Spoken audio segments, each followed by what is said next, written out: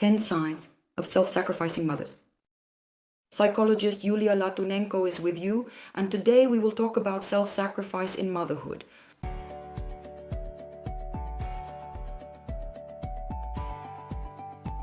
This is one type of mother who instills a sense of guilt in the child and obliges the child to repay debts in old age. Such a mother gives life to the child, not as a gift, but as a loan. Although such a mother is sometimes situationally capable of giving the child warmth and physical contact, but overall, this type of mother is very manipulative and passively is aggressive. If you haven't subscribed to my channel yet, please subscribe, like this video, and write in the comments if you recognize yourself or perhaps your mother in this type of mother.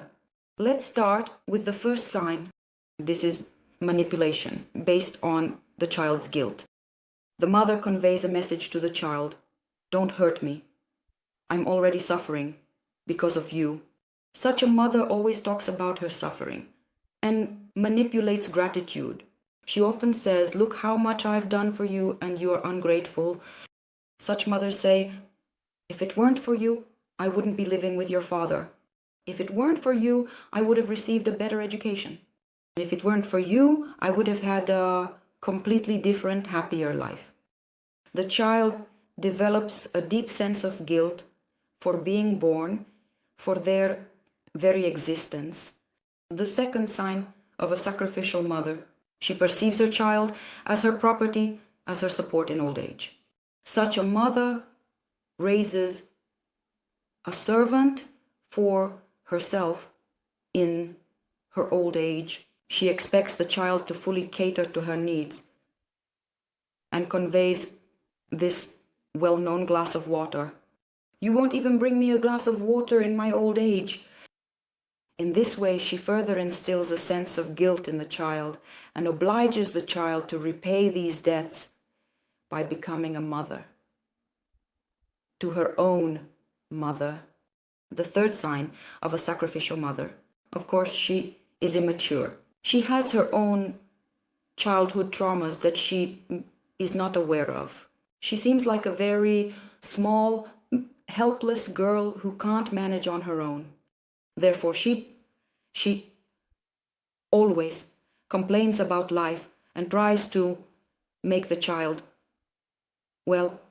offer her the role of her helper, support, and parental figure. Complaints can be, about everything. About how I don't buy anything for myself, only everything for you. You are my reason for living. Look how much I do for you, how I sacrifice myself, my health, and you are so ungrateful.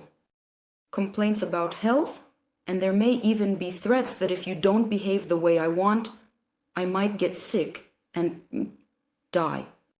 And so we move on to the next sign of a martyr mother, who very often shifts responsibility onto her children or someone else. Such a mother does not take responsibility for her life, her health, or her choices and decisions.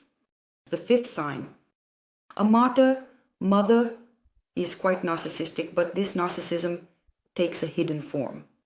And like all narcissistic people, she has very low self-esteem, which she tries to compensate for with her maternal heroism. She has nothing else to be proud of. She is a hero mother, so she often tells her children how difficult it was to give birth, how she screamed, how she suffered, and what the consequences were after the child was born. She simply dramatizes and becomes such a hero mother who has dedicated her entire life to the child.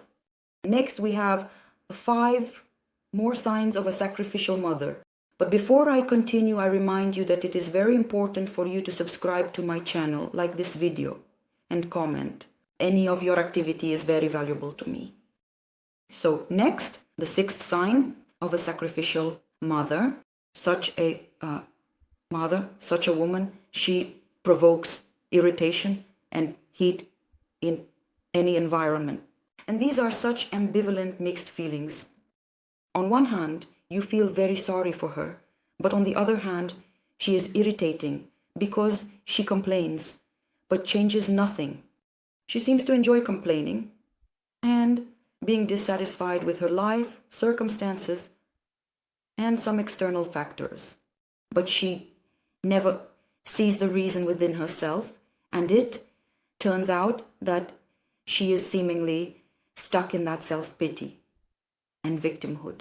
She is unique in her suffering, and in fact, she doesn't want to leave this position because it gives her a lot of benefits. The seventh sign, since she is overly infantile, because such a mother cannot, by definition, be an adult person. She is very dependent on her husband, if she has one, on her children, or on her own parents. Such a woman cannot be psychologically separated. She is always a little girl who needs supervision and support, and who seeks external support. Such a mother has no internal supports, but there is still one support, which is suffering. This is the only thing she can internally rely on. Because, again, I suggest suffering brings many benefits to the victim.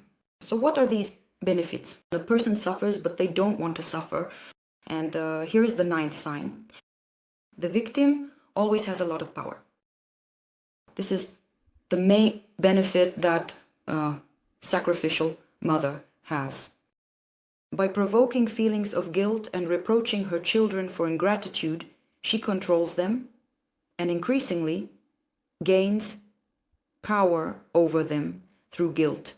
For such children, it is very difficult to separate and individuate from their mother in adulthood, because the feeling of guilt, like an umbilical cord, connects the child to the mother for the rest of her life. The ninth sign.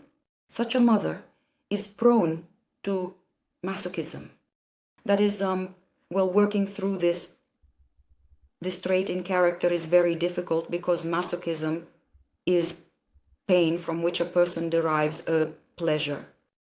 Therefore, such a mother can get stuck in Masochism, and sometimes she becomes passively aggressive and even prone to sadistic actions towards her children. And the last 10th sign. Since the psyche of such a person experiences a lot of tension, such a woman is prone to developing psychosomatic disorders or some more serious somatic diseases, which again provide many benefits. Because in our society, sick people are allowed everything. Sick people are justified, sick people are pitied. And saying no to a sick person or objecting to something, well, it's somehow not customary for us. This evokes feelings of pity, hope, and guilt. There are also other types of mothers who inflict very strong childhood traumas on their children during development, who believes that there are things that repeat in your life. There are some situations from which you cannot escape for a very long time. This means that you have some subconscious trauma that requires your attention and treatment. Well, if you like this video, give it a thumbs up. Subscribe to the channel if you haven't already. Subscribe to my YouTube channel here. And of course, to the Telegram channel, I would be glad. And comment whether you recognize the sacrificial mother in yourself, or if you recognize this sacrificial nature in your own mother,